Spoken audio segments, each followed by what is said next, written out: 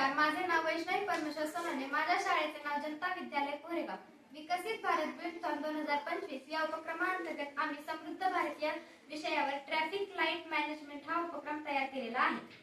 वाहतूक व्यवस्थापन यामध्ये ट्रॅफिक सिग्नलचे प्रकार आणि त्यांचे व्यवस्थापन, जसे की रहदारीचा प्रवाह नियंत्रित करणे.